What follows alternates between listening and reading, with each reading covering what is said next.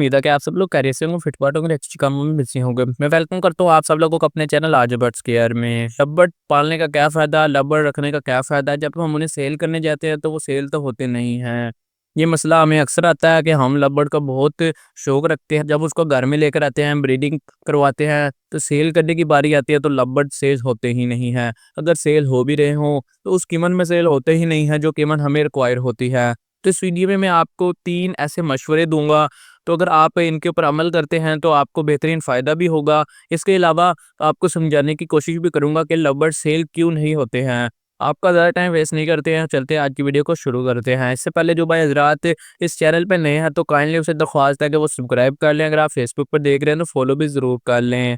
तो सबसे पहले नंबर पे जो हमारी टिप है ये है कि आप लव बर्ड को पार्ट टाइम हमेशा करें, क्योंकि जब भी मैंने कोई बिज़नेस प्लान बताया है लव का, आखिर में मैंने ये भी बताया कि उसको पार्ट टाइम लाज़मी करें। अगर आप पार्ट टाइम नहीं करते, फुल टाइम के लिए इसको रखते हैं तो फिर आपको नुकसान होने के चांसेस बढ़ जाते हैं, क्योंकि इसकी ब्रीडिंग का दारोमदार, इसके मरने का दारोमदार हमारे इख्तियार में नहीं है, वो खुदा की ज़ात बेहतर जानती है। तो इसलिए इसके अंदर हमें कभी भी नुकसान हो सकता है। जब भी मैंने कोई बिज़नेस प्लान शेयर किया है उसके नीचे एक कमेंट ज़रूर किया है कि आप तो यहाँ पर बिज़नेस प्लान बता रहे हो, लेकिन जब हम इसके ऊपर अमल करते हैं तो आखिर में हमें प्रॉफ़िट इतना नहीं आता है। इसकी वजह अगर उनसे पूछी जाए तो वो ये कहते हैं कि हमारा जो लव बर्ड है वो सेल नहीं होता है।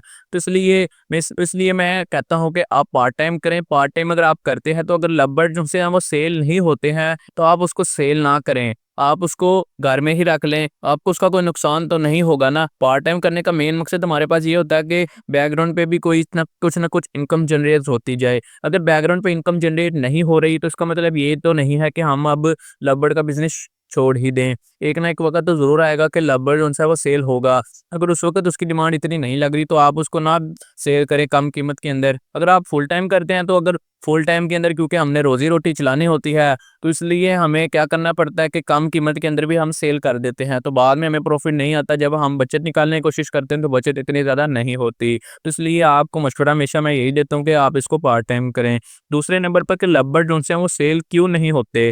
दोस्तों, लव बर्ड जो से सेल इसलिए नहीं होते क्योंकि हम इसको ऑफ द सीज़न सेल करते हैं ज़्यादातर। इसको मैं समझाने की कोशिश आसान अल्फाज में करता हूँ कि ऑफ द सीज़न अगर आप सेल करते हैं तो लव बर्ड ज़्यादातर वो हज़रात खरीदते हैं जिन्होंने बर्ड्स को पहली मर्तबा रखना होता है, या फिर अगर किसी ने शौक के लिए लव बर्ड को खरीदना हो तो वो उगता है आपसे। और जो ऑफ द सीज़न है बर्ड की जो सी डिमांड है वो भी कम रहती है, जिसकी वजह से उसका जो रेट है वो भी कम रहता है। जब आप इसको सेल करने लगते हैं तो ऑफ द सीज़न जो लव बर्ड होता है वो उस कीमत में सेल नहीं होता। और जब बर्ड का सीज़न स्टार्ट होता है तो उस वक़्त भी आपने देखा होगा कि सोशल मीडिया के ऊपर बहुत ज़्यादा बर्ड सेल हो रहे होते हैं, क्योंकि उस वक़्त ऐसे हज़रात बर्ड को बाय करते हैं जिन्होंने ब्रीडिंग करवानी होती है सीज़न के अंदर। अगर उनकी मेल में कोई मसला है, अगर फीमेल में कोई मसला है तो उसके लिए वो खरीदते हैं। अगर मेल मर चुका है, अगर फीमेल मर चुकी है तो उसके लिए वो फीमेल या मेल बाय करते हैं।